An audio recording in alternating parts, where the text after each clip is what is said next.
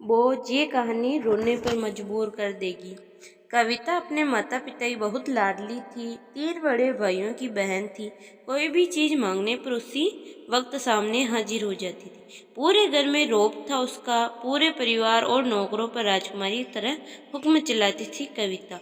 School में भी पूरा रौब था उसका। बड़े घर की लाडली जो थी वह, ऐसे ही उसने कॉलेज में दाखिला लिया। उसके ठट बाट, बड़ी गाड़ी में आना जाना, हर दिन नया फैशन देखकर हर कोई उससे दोस्ती करना चाहता था।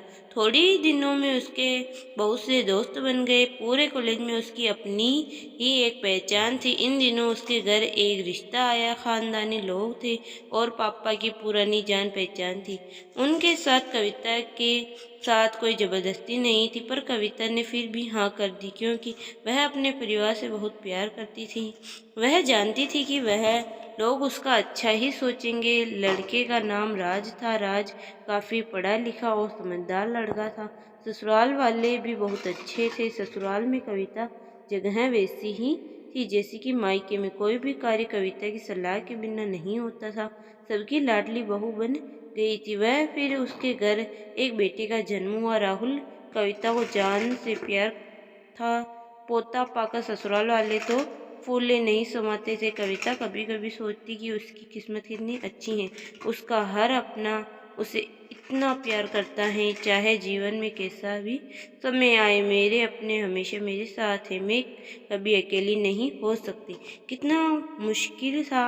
मैं शायद कविता की खुशियों को उसकी अपनी ही नजर लग गई थी। एक दिन वह मायके जाने की जिद कर बैठी। राज को बहुत काम था, लेकिन वह फिर भी उसे ले गया। रास्ते में उनकी गाड़ी अन्य गाड़ी से टकरा गई। कविता, राज और राहुल बहुत बुरी तरह से जख्मी हो गए। काफी दिनों के इलाज के बाद राज और राहुल तो ठीक हो गए, लेकिन कविता पूरी तरह ठीक न हो सकी। सर पर चोट लगने के कारण वह अपनी आंखों की रोशनी खो बैठी। अब कविता की किस्मत उसे उल्टे पांव चलने लगी। मायके वाले कुछ दिनों तक उससे मिलने आते रहे, फिर कभी कभार फोन ही करके पूछ लेते कि अब कैसी हो। धीरे धीरे ये सिलसिला भी कम हो गया। ससुराल वालों की सहानुभूति भी कम होने लगी। घर में किसी को पास बैठने के लिए कहती तो जवाब मिलता, बहुत काम है, अब तुम ही हाथ नहीं बटा सकती। राज भी चिड़चिड़ा हो गया था। बस राहुल ही था उसके साथ, जिसके साथ हंसते खेलते उसका वक्त गुजरता। एक दिन कविता के हाथ से कुछ सामान गिर गया, जिसकी वजह से राहुल को हल्की सी चोट लग गई। कविता के सास ससुर ने राहुल को उसके अलग कर दिया कि कहीं उसके ना देखने की वजह से बच्चे का कोई नुकसान न हो जाए। कविता अंदर से टूट चुकी थी।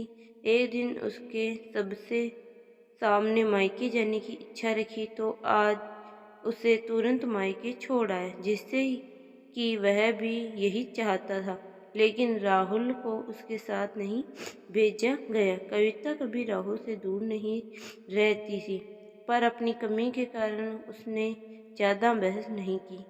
कविता को लगा कि वह 3-4 दिन वहां रहेगी तो थोड़ा हवा पानी बदल जाएगा, क्योंकि वह कितने दिनों से कहीं भी बाहर नहीं गई थी। घर वाले भी इतने दिनों बाद उसे देखकर कितने खुश होंगे। कविता के घर पहुंचने पर सब लोग बहुत खुश हुए। खाने में सब कुछ कविता की पसंद का ही बना था। उसने अपने मम्मी पापा और भाई भाभीियों से दिल खोलकर बातें की। उनके छोटे छोटे बच्चे भी साथ घुल मिल गए थे। रात को सोते वक्त जब वह कपड़े पहन बदलने लगी तो उसे पता चला कि उसका बैग तो बहुत भरा हुआ था। बस समझ आ गई। वह बहुत उदास हो गई। कुछ दिनों तक तो सब ठीक रहा, फिर जैसे सब ने लगा उसका व्यवहार बदल रहा था। वह लोग जैसे थक चुके थे। उसे सब लोग घुमा फिरा कर पूछने लगे कि राज कब आ रहा है उसे लेने। वह बहाना बना देती, जबकि वह जानती थी उस घर में अब उसके लिए कोई जगह नहीं थी। कविता से चलते वक्त कुछ ना कुछ नुकसान हो जाता। थोड़ी बहुत टोका टाकी उसे सुनाई देती, वह टाल देती। एक दिन उसके हाथ से लगकर एक कीमती फूलदान टूट गया। छोटी भाभी ने बहुत मचाया। कविता के माता पिता रोज रोज के झमेलों से तंग आ गए थे।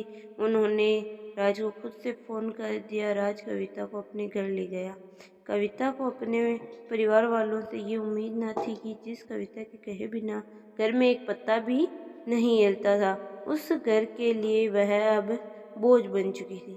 राज के साथ ससुराल आते वक्त वह बहुत खुश थी, क्योंकि वह अपने घर जा रही थी, अगर जिगर के टुकड़े राहुल के पास। परंतु यह खुशी भी कुछ पल ही थी। सारा बंदोबस्त पहले ही किया हुआ था। कविता को सीधे ऊपर वाले कमरे में पहुंचाना दिया गया। राहुल से दूर रहने की सशक्त चेतावनी दी गई। एक काम वाली लता को उसकी जिम्मेदारी सौंपी गई, जो उसके खाने पहनने जैसी जरूरतों का ध्यान रखती थी। कविता ज्यादातर चुप ही रहती। कभी काम वाली लता से थोड़ा बतियाती लेती। उसके जरिए राहुल का पता चल जाता। सबकी लाडली बेटी और बहू सबके लिए लाडली से बोझ बन चुकी थी। कहानी अच्छी लगी हो तो अपने विचार कमेंट बॉक्स में ज़रूर बताएं।